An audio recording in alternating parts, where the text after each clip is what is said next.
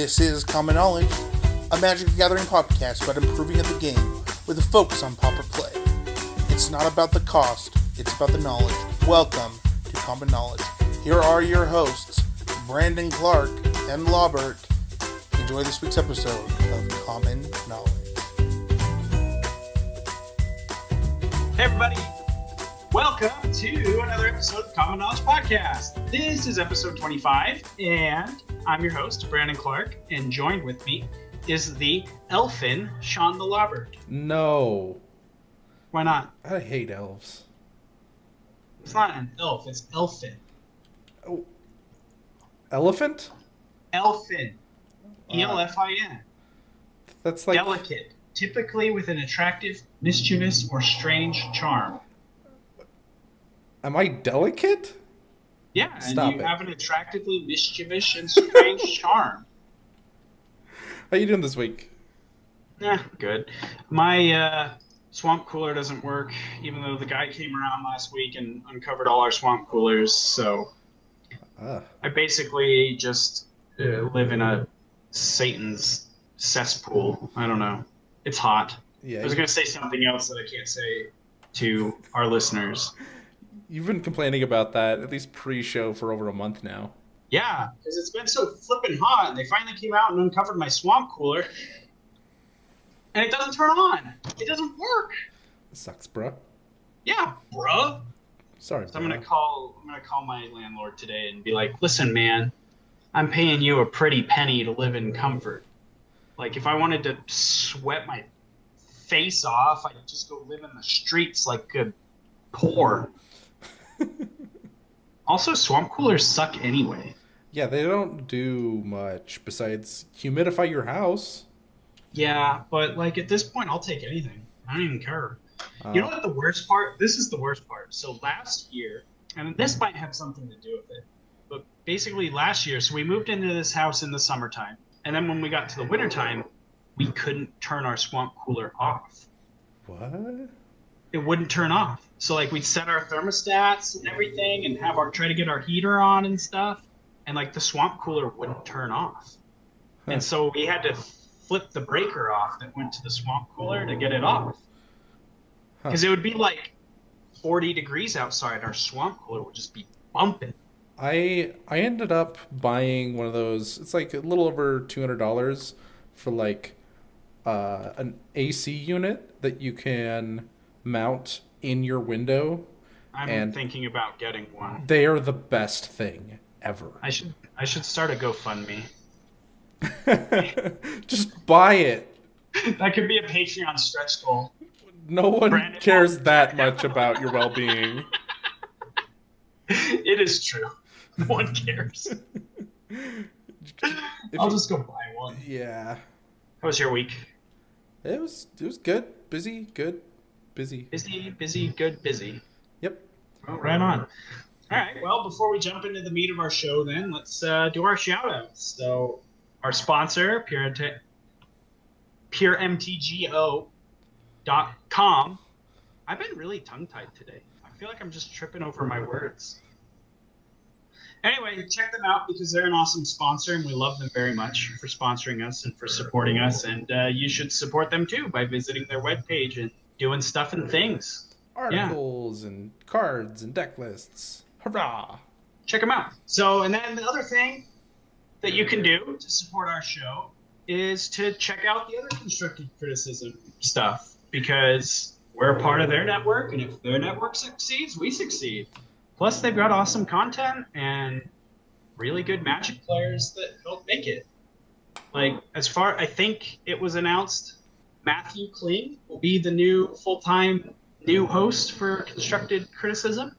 Nice. And he's just coming off of his very first Pro Tour, I believe. Pro Tour Dominaria. You gotta get them while they're young. Well, he's actually a returning host. He was a host for a long time on the show before. And now he's coming back. And now he has a Pro Tour under his belt. So even more incentive to go listen. You can check out Limited Time Only with Danny Cathro, Silver Level Pro, maybe, or he used to be. I don't know if he is this year. I don't know. I don't know how pro things work. even though I watch Pro Tours and pretend to be a part of that. It's confusing. It really is. And it's not something that I'm ever going to have. Like, maybe I could hit bronze. Maybe. But I doubt it. Sean probably didn't even know there was a bronze level. I really don't care because it's not a goal of mine. Just want to have fun. Yeah, because that's what Magic's all about, right? Fun? Yes. Anyway, have you mentioned our Patreon? No, that's the next thing we're going to talk about. And I saved it for last because we have some fun announcements that go hand in hand with our Patreon. Yeah. So you can support our show by going to patreon.com/common knowledge, and you can pledge anywhere between $20 and $1 million, probably more if you wanted to. But more realistically, we have set up some ideas for our Patreon levels. I don't know how hashed out they are. I don't know. Do we want to cover those, or do we want to just talk about our first stretch goal? Let's talk about our first stretch goal because that's what I'm really excited about. Okay, yeah.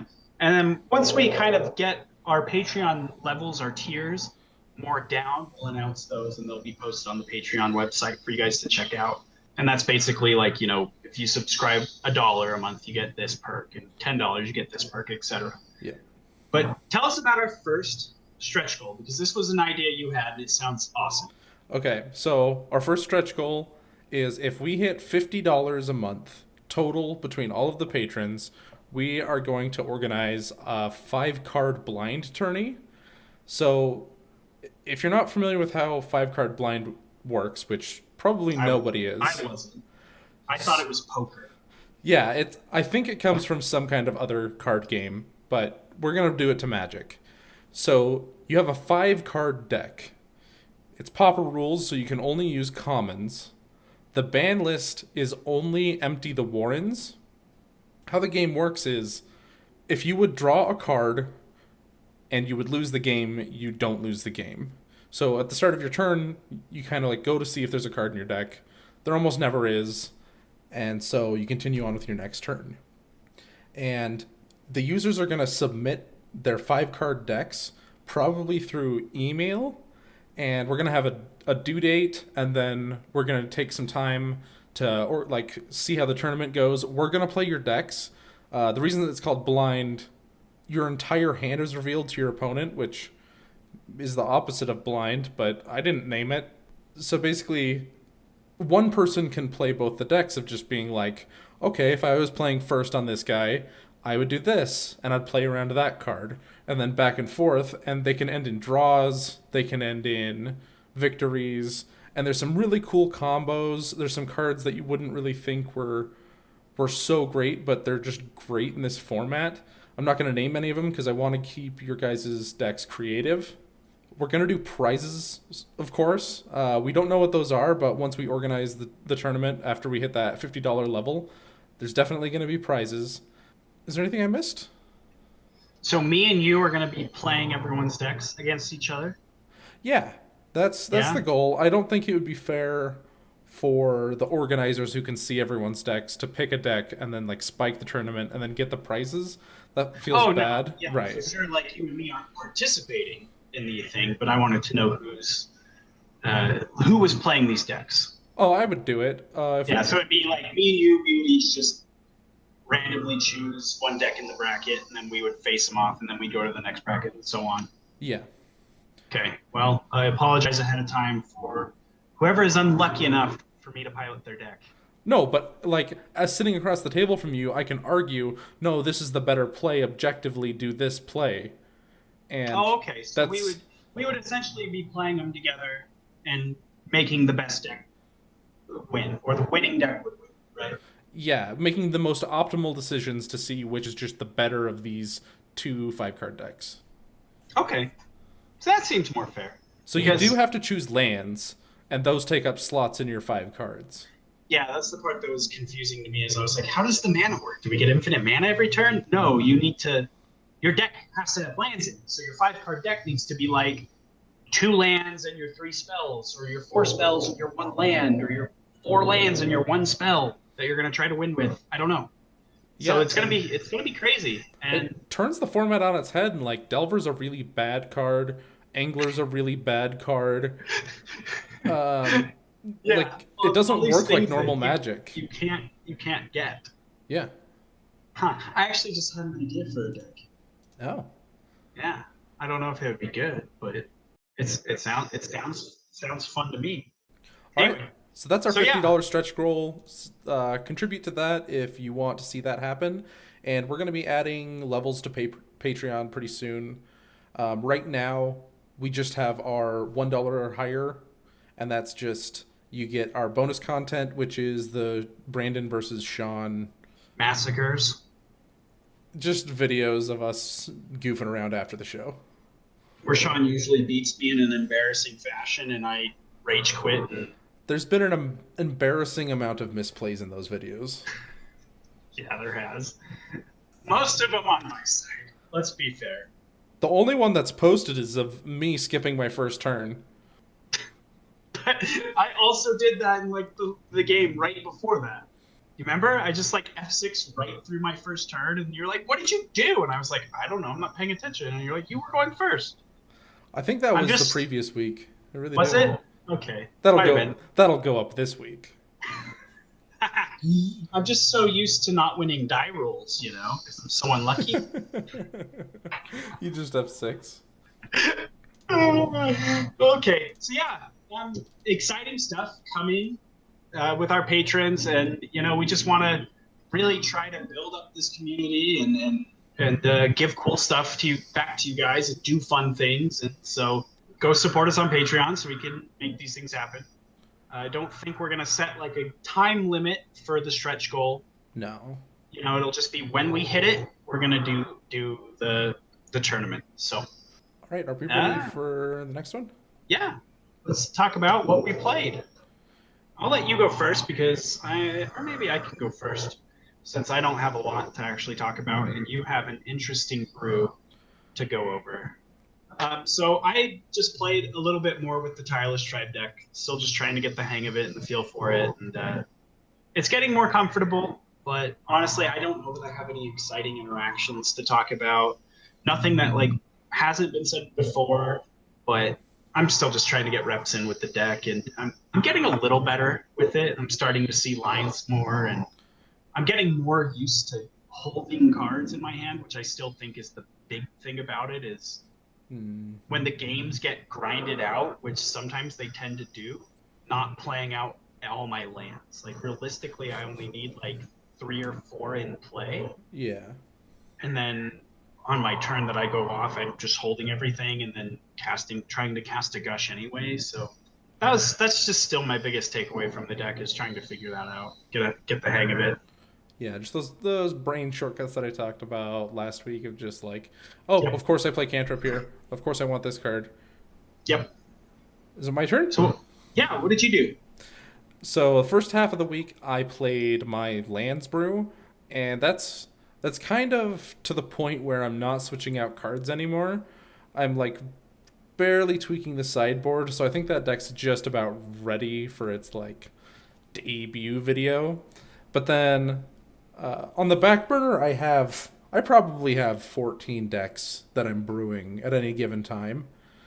And the one that I just put together that I've had ideas about for months is this, I call it a flying deck. Me and my coworker were joking that we should call it like suplex, because it involves like the main idea of the deck is give your opponent's creatures flying and then use green spells to shoot them down, because green has the rule that they're not allowed to deal damage to creatures with spells unless they're flying creatures, and then they're fair game, and they have some really good removal spells for those guys. There's even like 1 mana like 1/2s or 1/1s that can ping flyers. And so I just jammed them all in a deck, and it's working, surprisingly enough. Like, I'm kind of fiddling around with how the deck wins. Right now it's like Slippery Boggle with like a Hunger of the Howlpack on it. But it has such strong removal that's like repeatable, and it doesn't take much mana. Like, the curve is extremely low where I can just play a whole bunch of 1 mana spells and not really fear. The biggest thing that bars most people from doing that is like Spellstutter Sprite. I just eat that alive, and like most of the big decks in the format are flying decks. So if I have a good matchup against the top few, and then I kind of refine the deck to have a good enough win con to beat out most of the rest of the format, I think it can work, even though it's like, it looks terrible. The deck looks awful, but then it works. I haven't lost a game with it yet. It's only like 3 games, but... I'll admit, when I looked at the deck list, my initial thought was this is a pile of poopy.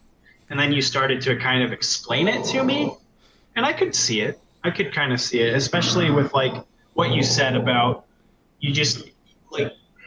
I looked at it more closely and I said, well, this looks incredibly good against anything with Spell Sprite in it.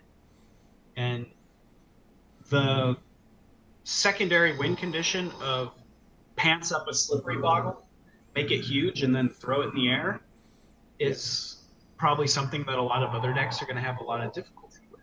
I kind of see what you're saying. You just need to tune it to beat those top decks, which most of them do have Spell Sprite. And then most decks anyway just can't handle a big giant slippery boggle that flies. Yeah, it's just its plan is really straightforward of clear the skies, fly over. So I'm really enjoying it. I never think a lot of the brews that I'm gonna build are gonna be good. I'm just like, this is gonna be funny, and then they start winning games, and I'm like, oh crap, I gotta do something with this. So that's where I'm at with this. Like the Emerge brew, I was like, Sky Shroud Cutter is a terrible card. Let's put it in a deck and see if we can get it to work. And then I started being like, wow, this thing has some power and some legs on it.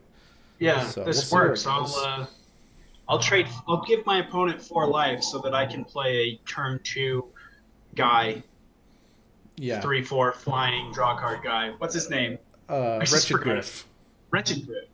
That seems like a really reasonable trade-off. Yeah, and you're just using 1 card to put it on the battlefield since you get your other card back. Yeah. And then you're left with a 3/4 body that is like almost impossible to kill in this format. But that's what I'm playing. Yeah. I don't know. Honestly, like, I do think you're a good brewer, but not to discredit that, I think that you're just good enough at this format you could win with a ham sandwich. Not to discredit your brewing, because I think you're a talented brewer. But let's be real, you take your brews in and then you go, wow, this is winning. And I think it's less to do with the deck and more to do with you. Yeah, I don't remember who was saying it, but someone was saying you can add like 15 percentage points if you're just really excited about a deck and know it really well. Yeah, I guess I can see that, how that makes sense. Yeah, and just your focus. And when I'm doing those league videos, I'm like really focused in and I'm interested, and I've been working on the deck for like a long time, so that could be how I get all my wins. And they're probably most of them are just steaming piles of garbage, but because let's be real, I don't think so. I could not win a game with this flying deck. Huh. Like, I don't think I could win a game with your Emerge deck either. The Emerge deck was so difficult to play. I don't know. I can see where you get that 15% idea from. I definitely, in my own experience, like when I have a deck that I'm excited about playing, I definitely feel like I'm more in tune when I'm playing, Instead of when I go to a standard tournament and I just pick up the default best deck and you just don't have any passion about it.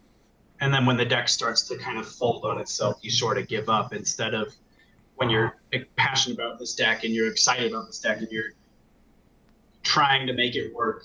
When it starts to fold on itself, you pick up those extra percentage points by, looking for those lines and not just like, well, the deck pooped on itself because it didn't get the optimum draw that I need to beat X matchup. You kind of get in your own head about it. Yeah. That like, when I don't draw X card in this matchup, it's very difficult to win, so why try? But when you're excited about your deck and you understand all these other lines of play, and it's like I think you play to your outs more of just like, how can I get this to work? I still want to win. I want to make this deck good. I want to, like, to me, it's like I want to prove that this is good and I've done something good. And so I'm going to try to think of everything. And then if you're just like, oh, autopilot, this is the best deck, like no passion, you stop really trying like that. You're just like, okay, I'm gonna play my cards. I'm doing pretty good, right? Because I think you remember when I was on Blue Black Teachings just forever. Yeah. It was the only thing I was playing, and no one else really seemed to be doing well with it, but I could still just 4-1, 5-0 leagues with it. And Yeah. it was the same thing. I just loved playing that deck. And I could just squeeze out wins where at the end of the game, I'm like, man, how did I win that game? Just because I loved playing the deck. So side note, there's some like Darth Vader sound going on behind you whenever you talk. It sounds like a lot like Darth Vader. That's really weird. I Anyway. really just need to get a thing to fix my audio. Yep, so let's move on then, and we'll go talk about our card of the week. This week we chose Serrated Arrows. So Serrated Arrows is 4 CMC for an artifact that has 3 arrow counters on it. Is that what they're called? Arrowhead counters. Arrowhead counters. You can tap it to remove an arrowhead counter and put a -1/-1 counter on another creature. And then when it has none left, does it sacrifice itself or does it just sit there? It sacrifices itself at the beginning of your upkeep. So you have time to flicker bounce it around. Yeah. What does this card do in the format, Sean? So this card is the best colorless removal we've got. And it is very good. So it's a potential 3-for-1 if you're pinging 1/1s like elves or fairies or something like that. Any X1. This is another reason why X1s don't do well in our format, is because we have a lot of options to kill them like this. It can be flickered, and those arrowhead counters come back, and then you can shoot something, flicker it, shoot something again. So there's some good potential there. It doesn't see a lot of that, but it's not a zero amount of times that it happens. Some people are looking to do that. It's just it's got a high CMC, but you're definitely rewarded for it. Like, it does a lot in combat. Is there anything else? Yeah, I think that's the biggest takeaway from this card, though, is that it just completely changes the dynamic of a game when this hits the battlefield. Like, if your opponent was attacking you, they're probably not attacking you anymore. Like, it turns your Augur Boluses into lethal threats for your other creatures, you know? Yeah. Like, your 2/2s can't attack into your opponent's 1/3s anymore. It just completely changes how your opponent is going to play Magic. And in a format like Pauper, where most of our games are won due to combat damage, I actually don't want to say most of. I want to say like 98% of our games. Yeah. Is that wrong? How big of a percentage is burn? Oh, I guess so. Maybe we'll say like 95% of our games, 90% of our games. The vast majority of games in Pauper are won in combat. And so knowing combat math and being able to attack and block effectively is really important. And when your opponent has a serrated arrows in play, that becomes like almost impossible. Yeah, it's one of my go-to sideboard cards when I'm playing a color without good removal. Also, this is a fun interaction that hadn't really occurred to me until someone did it to me. You can put a -1/-1 counter on your Stormbound Geist after it had its +1 counter, and those things negate each other out. Yeah, so you just keep getting them. Yeah, so if you're going to try to kill someone's Stormbound Geist, and it's already triggered Undying, and they have a serrated arrows in play, you're not going to. Yeah. That's just the way it'll be. They're going to forever have a Stormbound Geist. Deal with it. And young wolves, and yeah, that's really all of the good Undying creatures. Yeah. I can't, it was a long time ago that I discovered that interaction, but I remember it was like one of my first times, playing against serrated arrows online. Yeah. And they were mono blue Delver, and then I was playing Teachings at the time, and it was just like, all right, well, I guess I gotta kill the Stormbound guys twice. I don't know. It was also a weird game because they had serrated arrows in their main deck. Huh. Yeah, that's not uncommon. Right. Which is, listeners are probably thinking at home, like, why do they have serrated arrows against blue black teachings? And well, the answer was this was game one. Yeah, that comes out, but I've just gone to combat with anglers and just been able to give them minus counters and be able to actually battle them. And you can attack into Augur of Bolas with your 2/2s, or you can block with your Augur of Bolas against a bunch of other things. Just I love what it does to combat. Oh, another thing of note, it's colorless, so it is a way to deal with the monocolored protection guy. Yeah, very slowly. Very slowly. The Guardian of the Guild Pact. Guardian of the Guild Pact, because he's a 2/3. But I mean, realistically, like you only need to make him an 0/1, and then he's not pressuring you anymore. Yeah, and if you need to get him off the battlefield for Pestilence, you have the option to. It does have 3 counters. Yeah, it's still just like is an eternal chump blocker, but not chump blocker, just a blocker. Once you like make him an 0/1, you can finish him off if you need to, or just ignore him. Right. Okay, well, that's all for our card of the week. We have a new thing called bonus card of the week. So what's our bonus card of the week? Well, I'm just gonna try to explain what it is. Okay. First, I'm excited. This is a thing that just happened because, well, we were trying to think of a card of the week, and Sean's a smart aleck, and started writing this in, and then I just ran with it, and we've got a huge list of bullets. So every once in a while, when we're feeling silly, we're gonna do a bonus card of the week for you guys. So Sean, what is our bonus card of the week? Our bonus card of the week is Pikachu. It's a Thunder-type Pokemon. It's weak to rock types unless you cheat and power it up in your opponent's father's basement before your battle. It's on Team Rocket's hit list because unknown. They just do. Well, they think that it's powerful because, again, Ash cheated and hooked him up to a power supply and blew up a Pokemon Center. In his and Team Rocket basement? was like, no, not his father's basement. Just a Pokemon Center's basement. Okay. And now Team Rocket's like, dang, that's a strong Pikachu, yo. Well, I mean, probably any Pikachu would be strong if you, like, hooked him up to a power supply and blew up a Pokemon Center. We're talking specifically here about Ash's Pikachu, not Pikachu in general, right? Yes. So this Pikachu doesn't like to be put inside a Pokeball because he's kind of a putz. I think our next bullet point addresses that. He's Ash's best friend. He's kind of a putz. He's unevolved. Because can I read it this way? Yeah. All right. He's unevolved because he a bitch and don't want to get fat. All right, she's fat inherently. Way fatter than Pikachu. What about the fat Pikachu? Have you seen that Pokemon card? No.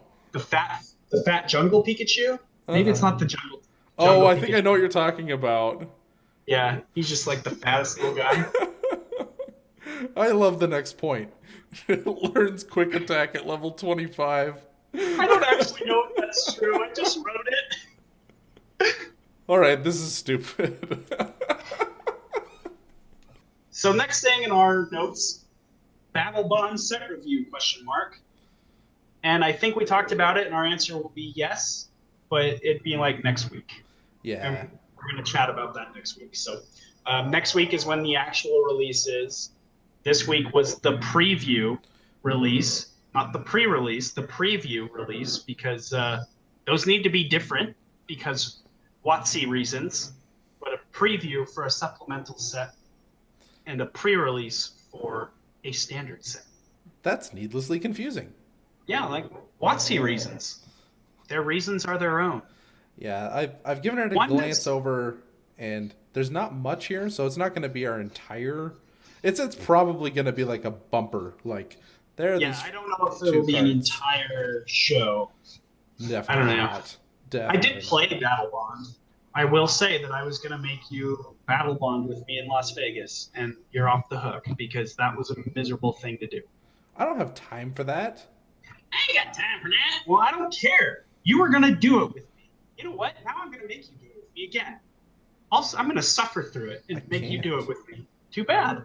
I have to do 10 side events plus the Pauper event, the $50 Pauper event, and I got to make that all fit, and I can't, like, collapse. Too bad. No. You're going to suffer through it. No. Okay, that's fine. I don't want to play it that badly again anyway. Because it's not fun. And I play a lot of two-headed giant. Every pre-release, I play a two-headed giant event. And I love them. And the two-headed giant format was terrible. So anyway, tune in next week for our Battle Bond set review segment. Should we talk about our main topic? Yes. Topic time. So our main topic for today's show is we're going to do a deep dive on combo decks. We will preface this with these show notes were written before the results of the latest challenge, which were like 4 combo decks in the top 8 or something. Really? I haven't even looked at them. I sent you the link for it, bruh. Oh. So I don't even remember them. I'm going to go down it really fast. First place, we have Blue Delver. Second place, we have Familiars. That's a combo deck. Third place, we have Tribe. That's a combo deck. Fourth place, we have Stompy. Fifth place, we have Stompy. No. Sixth place, we have Elves. That's a combo deck. Seventh place, we have Tribe. Combo. And then eighth place, we have the Boris. Not a combo deck. No, so we're 4 for 8. Tribe, That's a lot. Tribe, Elves, Tribe, Esper. Elves, Familiars. That's a lot of combo. Yeah, that's especially a lot for Pauper. We don't do that. No, not often. Not that I've actually ever seen, I don't think. So we did write these show notes before that happened. And that's just kind of fitting that was our top 8. It was just a ton of combo decks, more than normal. So serendipitous. Yeah, vocabulary word. So let's start, though, by talking about the difference between combo and synergy. Is there a difference? I don't know. Is there?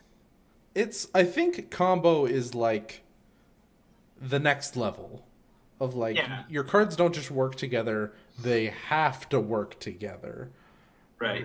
They're not synergistic in the sense that, well, I guess they're synergistic, but they're different than non-combo strategies that have synergy, because those synergies can work independently of each other. But in a combo deck, our synergies don't do anything when you don't have them together, right? Right. You know, Tireless Tribe don't do nothing unless you got your inside out. At the very start of most of our shows, we try to define the topic we're going to be talking about, and this falls into the category of there's some blurred lines, and lines. You know you want it.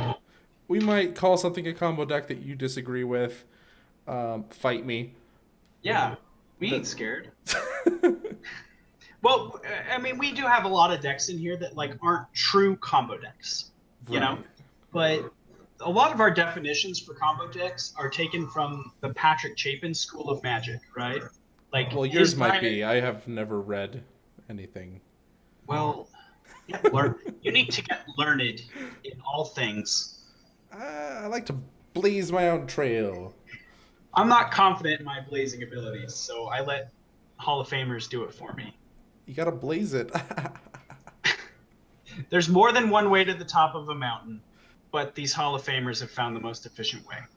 So yeah, we kind of have lumped all these decks into sort of a criteria of, you know, combo aggro or combo control or just straight combo. And there's a ton of decks on our list, so... Yeah, I don't know how necessary it is to go down all of them, but we're gonna. Yeah, every single one. So buckle up, buddy boys. I'm gonna take what we've classified as pure combo decks. So pure combo decks. We've got One Land Spy, Familiars, Freed from the Real Combo, Is It Blitz, Tireless Tribe, and Vinestorm. Those all are like, I think Is It Blitz and Tireless Tribe are kind of aggro combo because they attack with a creature. One Land Spy, Familiars, and Vinestorm were like all-in combo, and then you have here that Freed from the Real is control combo. I don't know if Is it not? It feels like all-in combo to me. Okay. I'll admit that was me just not being super familiar with the deck list and just based off my own memory making something up. No, not familiar. Freed from the Real. Yeah, that's what I said. I said me not being. Oh, I get what you did. you sneaky shot. You got me, sir. Anyway, so that's just that classification. I don't think. Do we want to go into it? The one that I maybe disagree with you a little bit on is Tireless Tribe. I think that is very close to a pure combo deck. Is it Blitz?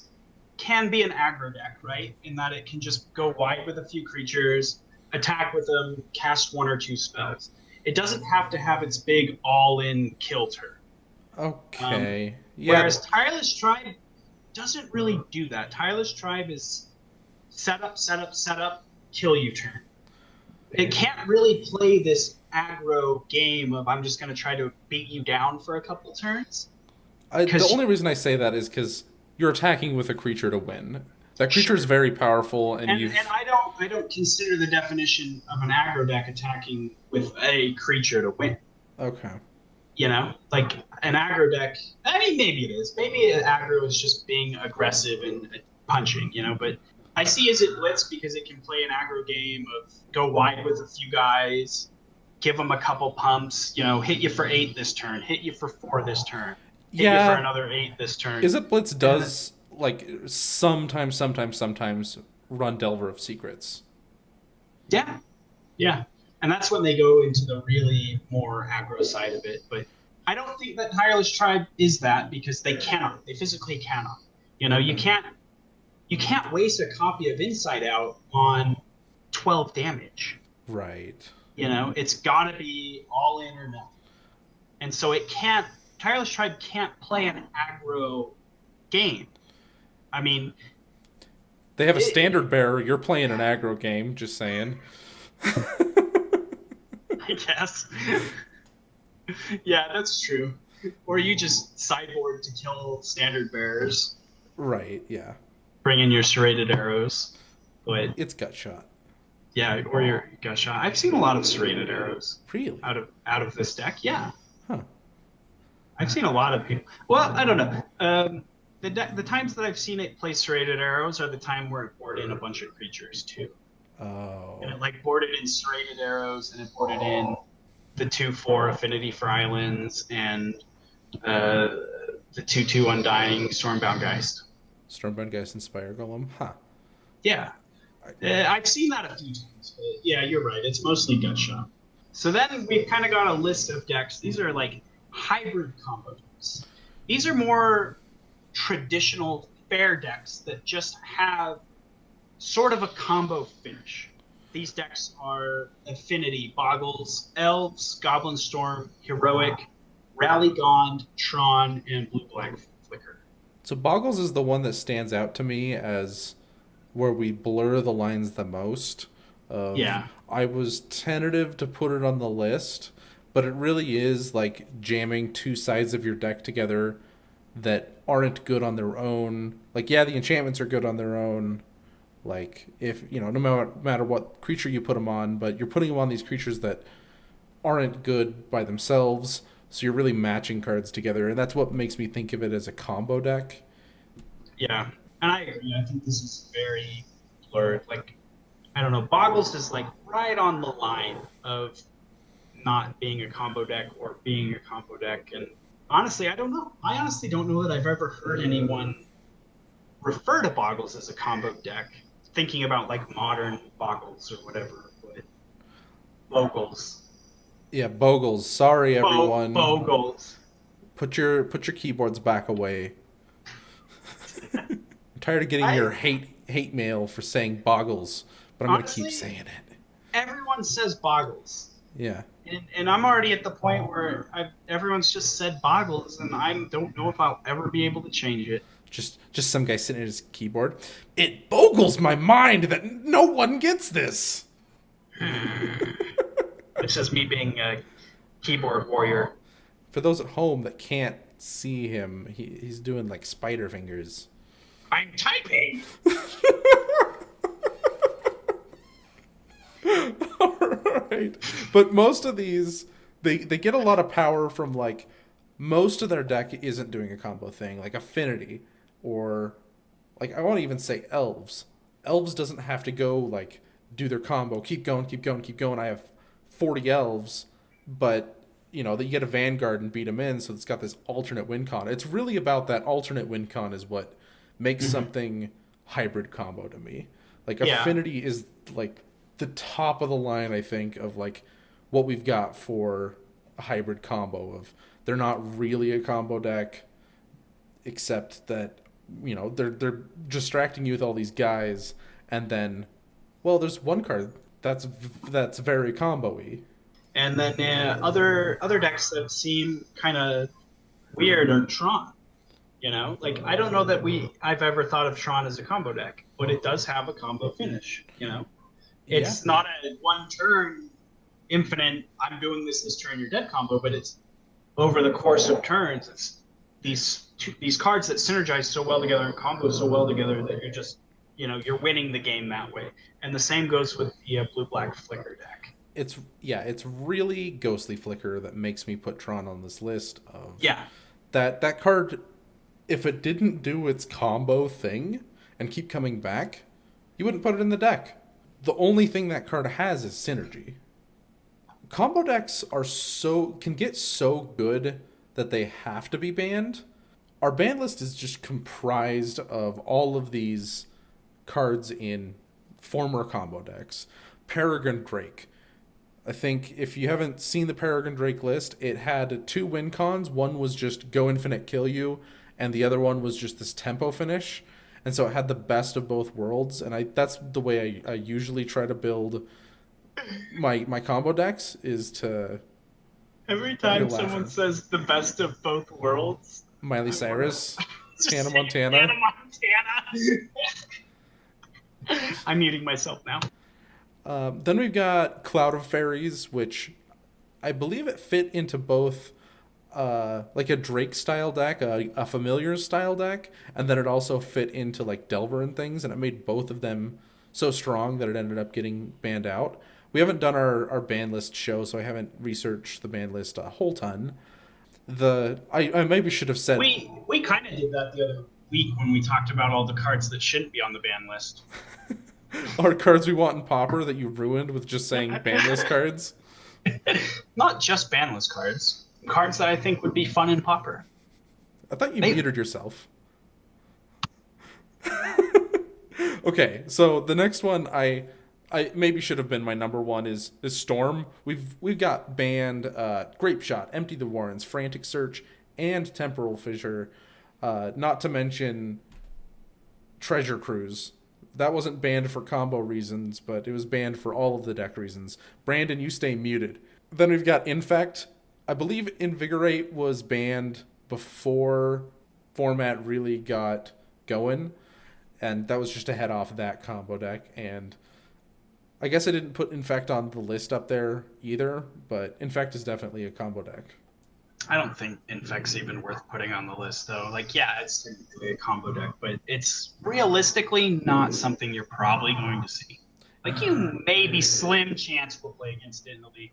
But I literally never, ever played against it. Yeah, your chances in the Just for Fun room are exponentially higher. Yeah. Yeah, I guess it's true. If you are going to play in a league, though, yeah, I don't want to say it's impossible, because people do it. With Pauper, anything's possible. If Invigorate was in the format... Oh my gosh, I would only play Infect. Okay. I wouldn't even care. Oh. So let's not dwell on the banned cards too much, besides to say that combos can really get out of hand. Yeah, so they're typically on the watch list when things start to get nutty. Like, yeah. If it's a combo deck, it's on the short list for being banned. Because you're not really supposed to be able to win the game just out of nowhere. And right, that's not the way Richard Garfield intended it to be. We're just supposed to be jamming knuckleheads into each other all day. Like, Yeah, I want to develop those skills of like combat math and evaluating if a card is worth You should play. resources. You should play more limited. It'll make you better at Pauper. No. So should we move on to what makes a combo deck? Okay, what makes a combo deck? First, the couple things that we've kind of gotten. We've got 3 criteria for what make up a combo deck, and the first one is the engine. And so this is what fuels your combo. This is what keeps your deck going. We've got card draw on the list. Gush, Tolarian Winds, Distant Melody, cantrips are on that list as well. A very specific Tortured Existence, that is sort of the engine to that deck. Yeah, it doesn't. It's not. It's kind of a combo deck. Again, the lines are blurred, but it's definitely the engine, and there's some combos in it. So. Yeah, I think that I would consider it a combo deck. Yeah. Of sorts. Then there's cards like Ritual or Mana Acceleration that sort of help power out your other cards, and these are all the cards that make the deck turn. They make the wheels move. They don't necessarily win the game, but they get your car across the finish line. Yeah, they help you find the cards you need that are your combo or protect your combo, etc. I think the word consistency is really like in the Venn diagram. Have we discussed that yet? The speed, resiliency, consistency Venn diagram, what you're looking for in a combo deck. No, we haven't touched on that yet. Okay, I'll touch on it now, and these really help your consistency. There's some decks where the Tolarian Winds is your payoff spell, or the Distant Melody is your payoff spell, but kind of not really. The lines are blurred between, is that an engine or is that necessary to be your combo? I'm not 100% sure, to be honest. But really, when I think of we put those in the engine of the deck because they keep you going. So our next criteria is the body. And this is really what fills out the rest of your deck. These will be cards that fill out weaknesses, provide protection, removal, whatever you need, counter spells of some kind. Yeah, that's basically it. Yeah, I also have written on here alternate win cons. They help protect the combo by being a diversionary tactic that if they don't deal with, say, your 4/4 or like a 2/2 with flying or something, they're going to lose that game, so they have to deal with that. That means that they've tapped low so that it opens it up, so it's like, okay, well, they just tapped out of they're down to 1 mana, they can no longer interact with my combo. Now I'm going to just go Atog Fling, or I can't think of any other ones, but yeah, that's sort of the big one in this format, is the Affinity is going to make you just be worried about killing all their big mid-range threats, and then all of a sudden you don't have anything to deal with Atog. Right, I'm thinking about elves now. The Elvish Vanguard is a problem, but you've just spent all that time dealing with that, and then they just landed a Timberwatch elf, and now all their guys are basically invincible, and they're an unstoppable killing machine. Okay. And our last criteria, which doesn't have anything to do with the car analogy. Oh. The engine, the body. The destination. The destination. No, this is just the payoff. This is the big battering ram that we put on the front of our car so that when we Mad Max it into somebody, we kill him. Side note, great soundtrack. Great movie. Yeah. If you haven't watched a Mad Max movie, particularly Fury Road, go watch that movie because it's super good. And if you haven't played PlayerUnknown's Battlegrounds and only used cars and blasted the Mad Max Fury Road soundtrack, you're missing out.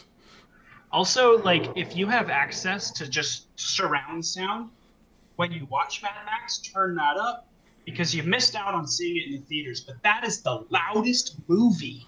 It is just noise, noise, noise, in a good way, not like in a I'm the Grinch and I don't like it way.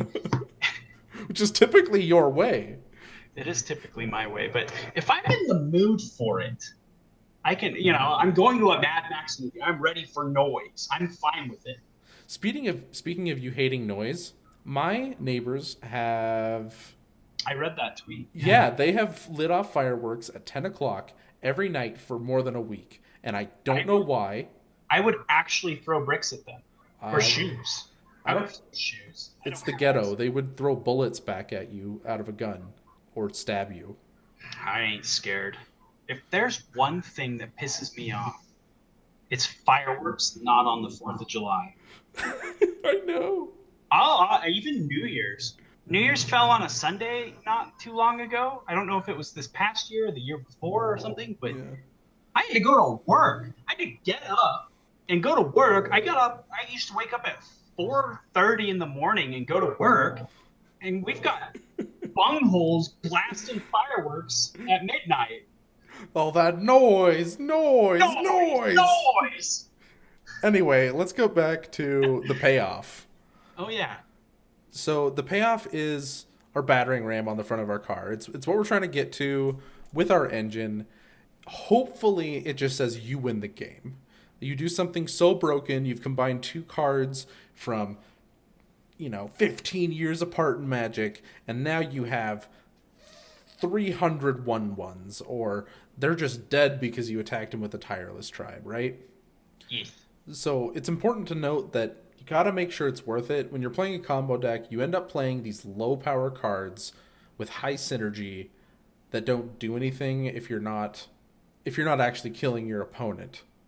Yeah. So just make sure it's powerful. Like, gaining infinite life is cool and it's got its benefits, but that's not as good as dealing your opponent infinite damage. That's some common knowledge for you.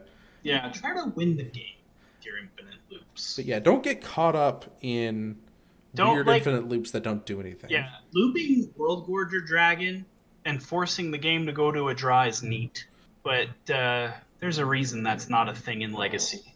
Yeah, because it's not good. Yeah, looping your 3 Oblivion Rings in Pauper isn't a real deck. It's cute. Very. And I don't know if they actually ever fixed that, but you might just break Magic Online. I believe they did. Okay. Because that's the first thing everyone would want to do, is just go into like a solitaire game and just be like, doop, doop, doop. I'm gonna break it. Ha ha ha. Yeah, make sure... and this is where we go back to our Venn diagram of speed, consistency, resiliency. Is when you look at your combo deck, 1, make sure that it kills your opponent. But 2, make sure that it at least ticks the box in one of these 3 criterias. Like, if you're not very consistent or resilient, like maybe you're just fast. Maybe you're 1 in 5, you kill on turn 1 decks, or something. I don't know if there's anything like that in Pauper, but I guess the 1-land spy can do some silly things really early, but I think that's the one. I don't know that it can kill on turn 1, but it can definitely do stuff on turn 2, right? Yeah, I'm sure you could throw an Ulamog's Crusher in your graveyard somehow, and you haven't won the game, but there's no way to deal through creature, and you're gonna win the game. So there's things like that where it's like you've inevitably won even though the game isn't over. Like, your opponent still has to concede. Yeah, but so you want to make sure that your combo deck is good at least one of these 3 things. Ideally, I'd rather play a combo deck that's middle of the pack on all 3 of these things. Not the fastest, not the most resilient, not the most consistent, but it is steady at all of these things. That's why I tend towards hybrid combo, is because that raises your floor of okay, my deck's not doing very well, I can't get the combo to work, I guess I'll beat you in with a 5/5 or a 4/4. Weave your deck into this other win con so that improves your consistency of I'm not consistently winning the game with my combo, but I'm consistently winning. So I don't know if I have anything else to talk about in the payoff. Should we go to playing combo decks? I wanted to talk real quick. I think this is the place to talk about it. Is the number? I feel like counting the number of cards in your combo is significant. Having a 2-card combo where you're like, if this card sees that card, I win, versus if I have this card and 2 other cards or 2 copies of this card. That's especially bad is when you need 2 copies of one card. The statistics get awful when you need 2 of the same card and then 1 of another or something like that. So I would say keep an eye on that when you're building your combo deck. A way to play around that is putting redundant copies of something in your deck, if you can do that. Like, Boggles needs a creature and enchantments to really do its thing. And that's like saying, yeah, you need this one card of a hexproof creature, but since you have 12 copies of that or more in your deck, you get away with it. So that's kind of something to keep in mind. Yeah, the statistics on 3-card combos are really bad, so I'd just basically stay away. Unless all those just kind of work to get towards your original goal in the first place. So let's move on to, this is sort of the last little segment we want to talk about for our main topic, and that's playing the combo decks. We're not going to talk about beating the combo decks because, well, when we get to those other archetype deep dives, we'll kind of cover beating combo decks in those, if that makes sense. So we're going to talk about playing the combo decks and how we want to beat all these other archetypes. Sure. Kind of my first bullet and my first takeaway is when playing a combo deck, it's always really easy to goldfish your combo deck. Oh, my combo deck goldfished on turn 3. I goldfished on turn 4 X games and turn 3 Y amount of games. But that's not very realistic to what the deck is actually going to do, because the context of a game will always be determined by your opponent. How they choose to interact with you, what kind of interaction their deck has, and even their familiarity with the deck. I've certainly won games that I've been like, oh, I'm very unfavored in this matchup, and my opponent just didn't know how to interact. And I was able to eke percentage points out that way and take lines that I wouldn't necessarily take because I've noticed that, my opponent's not interacting the way they should be. You know, like when someone bolts your tribe on their turn, like when you're not trying to combo or something, or on your end step when you're not trying to combo. Yeah, something like that. And so that's sort of the first big takeaway. I'm not saying don't goldfish your deck. Don't get reps in with your deck, because that's still relevant to just learn how the deck flows. I still solitaire my Storm deck all the time. Understand how the games are actually going to work.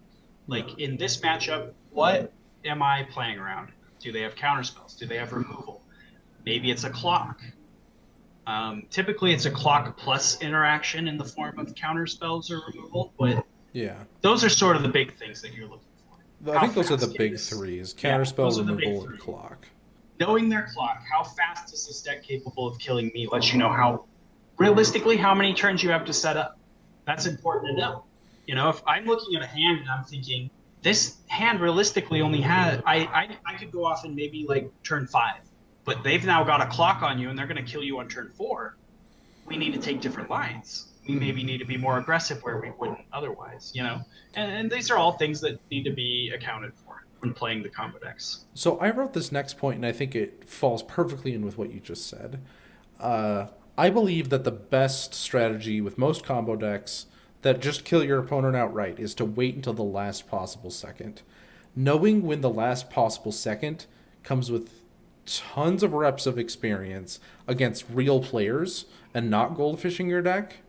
Sometimes that's the very first turn you can play it. You got to know, do you feel like they could draw the interaction that you're afraid of? Do you want to just go off now and hope that they don't have it? Or would you rather wait and you know that you're going to shore up your combo by drawing more pieces or more protection, like redundant pieces?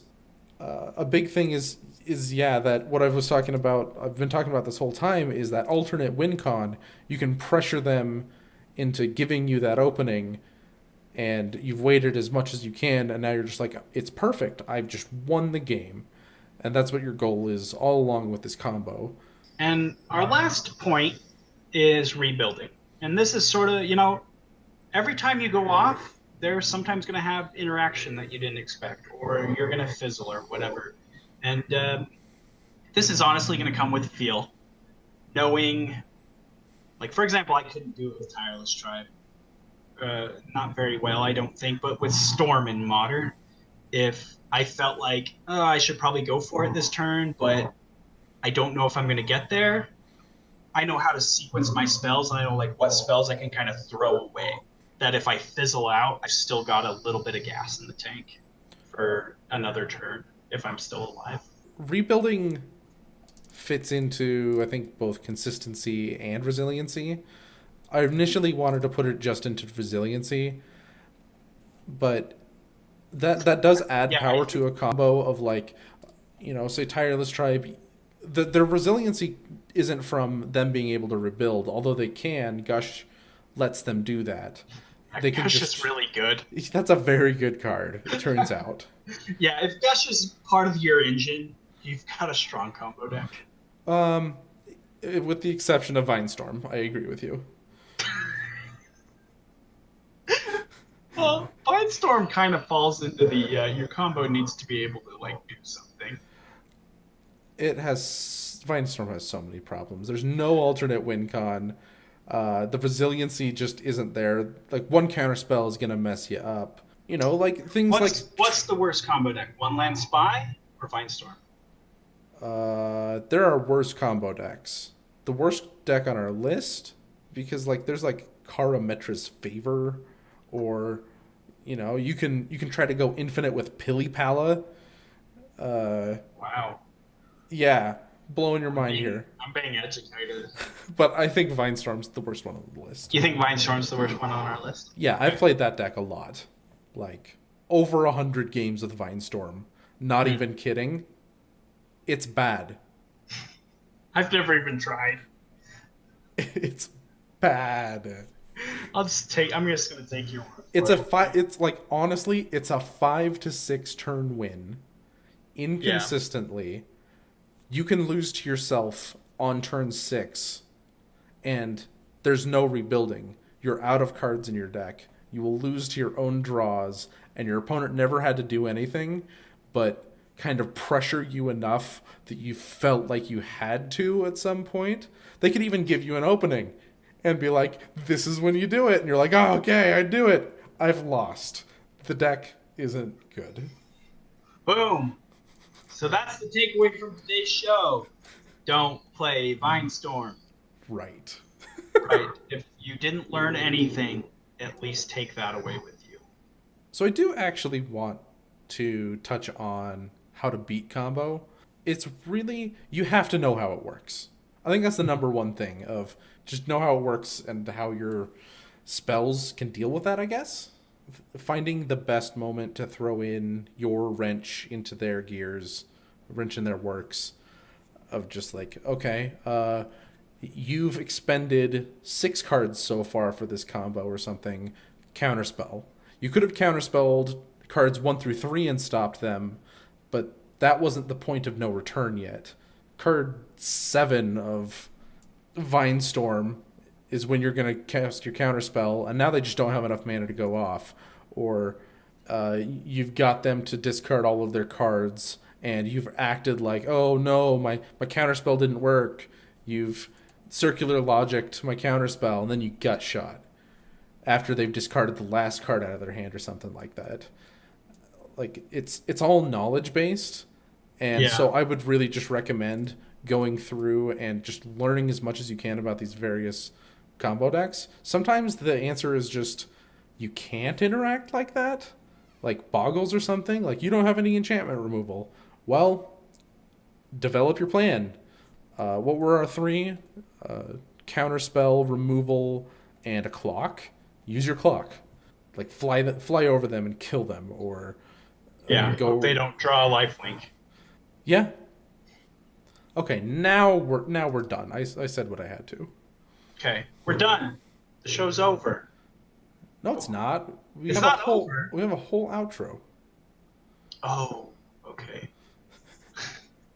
So that was our show. Thank you guys for listening. So make sure to check our sponsor, puremtgo.com. email us at commonknowledgemtg@gmail.com. Please donate to us on Patreon and help us reach our stretch goals at patreon.com/common knowledge. And where can they find you on the internets, Brandon? You can find me on bclark_ck. And I guess you can find me on Facebook. I'm in all sorts of magic groups. And I was just interacting with a listener on Facebook today. Oh, sweet. Yeah, and he was pimping our show for us. So that's another way you can contribute, by the way. If you tell one person about our podcast, or, like 30 on like a mega speaker, I don't know, whatever you want to do, like that really helps us out. Like if you can't give money, but you want to give someone some common knowledge, that's good too. You can always... Common knowledge is the gift that keeps on giving year round. Everyone could use a little common knowledge. Yeah, really, we appreciate emails. We don't get too many of them, but we do love them. We love them. Like, I get a text like on a day we're not recording. It's like, we got an email for the show. I'm like, yeah, somebody else making fun of Brandon. No, I'm kidding. Yeah, our emails. Hey, can you guys try something like this for your show? Also, Brandon, you're an idiot. Get learned, bro. Sorry, guys. Brandon's my favorite, so he's not going anywhere.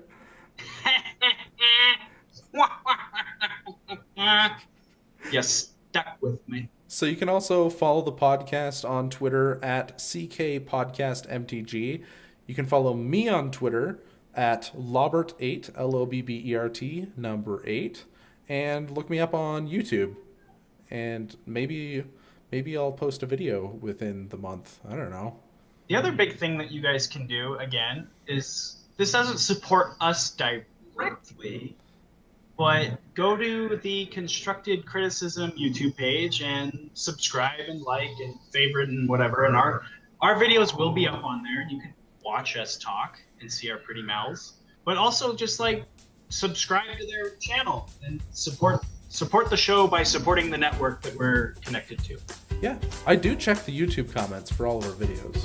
I don't know that I've ever actually clicked on one of our YouTube videos. Yeah, that's why I do it. Because you're probably not gonna. No, I'm not. I download the show. I download it on my iTunes or my podcast iTunes app. Podcatcher. So doing I think that's all we got. My part. Bye, everybody. Yeah. See. Bye forever, guys. Bye forever. You should play more limited.